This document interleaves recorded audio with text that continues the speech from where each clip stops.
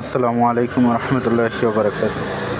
আমার হাতে যে বইটি দেখতে পাচ্ছেন, বইটির নাম হচ্ছে সুন্নাত রাসূল আঁকড়ে ধরা এবং বেদআত থেকে সতর্ক থাকা অপরিহার্য।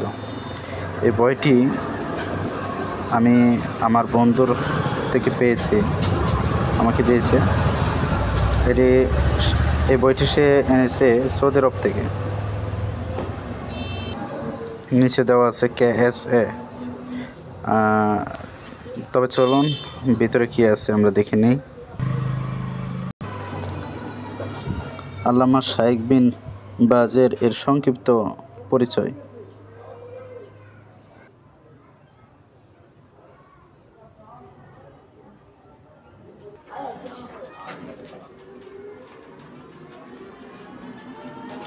পরম করুণাময় মেহেরবান আল্লাহর নামে শুরু করছি। সুন্নাত রাসূল আঁকড়ে ধরা এবং বিদআত থেকে সতর্ক থাকা অপরিহার্য। এটি নিয়ে কিছু আলোচনা করব। সকল প্রশংসা আল্লাহর জন্য, যিনি দিনকে পূর্ণতা দান করেছেন এবং আমাদের জন্য সকল কল্যাণ বিধান করে ইসলামকে দিন হিসাবে নির্বাচন করেছেন। শান্তি ও করুণা বর্ষিত হোক তার ওই বিশেষ বান্দা ও রাসূল মুহাম্মদের উপর, যিনি অতিরঞ্জন, বিদআত, নবপ্রথা ও পাপাচার থেকে মুক্ত থেকে তার প্রভুর অনুগত্য করার প্রতি আহ্বান করেছেন। আল্লাহ তার উপর, তার বংশধর ও সাহাবী এবং কিয়ামত পর্যন্ত যারা তার প্রদর্শিত পথের অনুসারী হবে সকলের উপর করুণা বর্ষণ করুন, আমিন। অতঃপর ভারতের উত্তরপ্রদেশের শিল্পনগরী কানপুর থেকে প্রকাশিত ইদারাত নামক এক উর্দু সাপ্তাহিকের প্রথম পৃষ্ঠায় প্রকাশিত একটি প্রবন্ধ সম্পর্কে আমি অবহিত হলাম। এতে প্রকাশ্যভাবে সৌদি আরবের অবলম্বিত ইসলামী আকিদাসমূহ এবং বিদআত বিরোধিতার উপর আক্রমণাত্মক অভিযান চালানো হয়েছে। সৌদি সরকার কর্তৃক অবলম্বিত সলফে সালেহিনের আকিদাকে সুন্নাহ বিরোধী বলে দোষারোপ করা হয়েছে। লেখক আহলে সুন্নাতের মধ্যে ঐক্য ও সংহতি বিনষ্ট করে তাদের মধ্যে বেদাত কুসংস্কারের প্রসার সাধনের দুরভিসন্ধি নিয়েই উক্ত প্রবন্ধটি রচনা করেছেন। নিঃসন্দেহে এটি একটি জঘন্য আচরণ ও ভয়ানক চক্রান্ত, যার উদ্দেশ্য ইসলাম ধর্মের ক্ষতি এবং ভ্রষ্টতা ও বেদাতের প্রসার সাধন। লেখক রাসূলুল্লাহর জন্মানুষ্ঠান বা মিলাদ মাহফিল আয়োজনের উপর পরিষ্কারভাবে জোর দিয়েছেন এবং এ প্রসঙ্গে ধরে সৌদি আরব ও তার নেতৃত্বের বিশুদ্ধ আকিদার উপর বিরূপ আলোচনার সূত্রপাত করেছেন। অতএব জনসাধারণকে এ সম্পর্কে সতর্ক করে দেওয়ার প্রয়োজন অনুভূত হওয়ায় আল্লাহ তাআলার সাহায্য প্রার্থনা করে আমি নিম্নোক্ত বক্তব্য প্রদান করছি।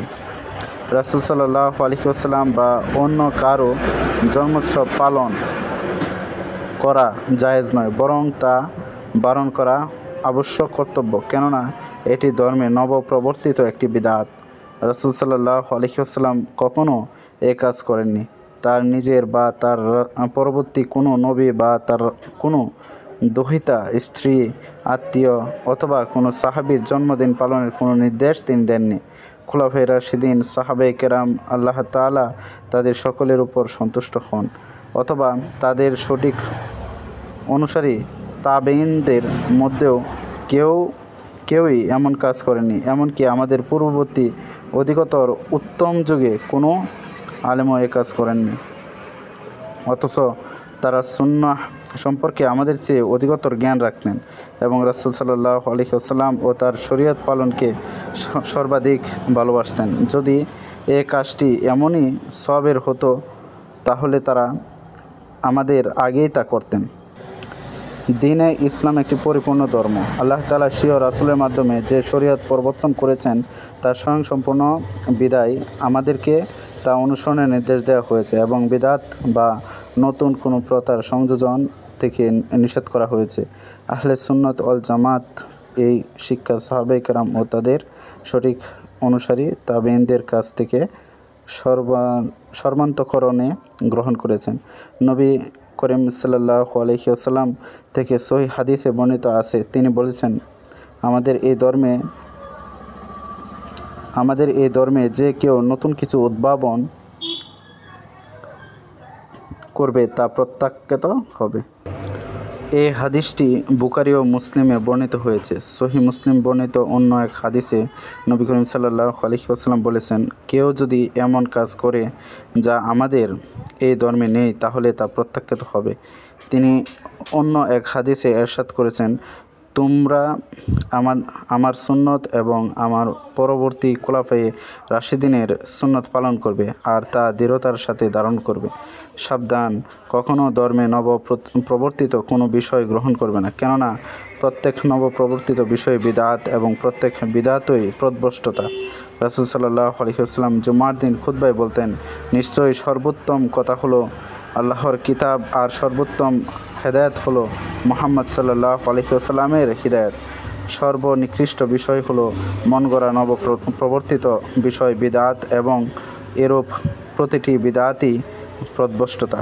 এই সমস্ত হাদিসে বিদআত প্রবর্তনের বিরুদ্ধে কঠোর সতর্কবাণী উচ্চারণ করা হয়েছে এবং উম্মতকে এ ভয়াবহতা সম্পর্কে সাবধান করা হয়েছে আর এতে লিপ্ত হওয়া থেকে ভীতি প্রদর্শন করা হয়েছে। এ বিষয়ে আরও অনেক সহিহ হাদিস বর্ণিত আছে।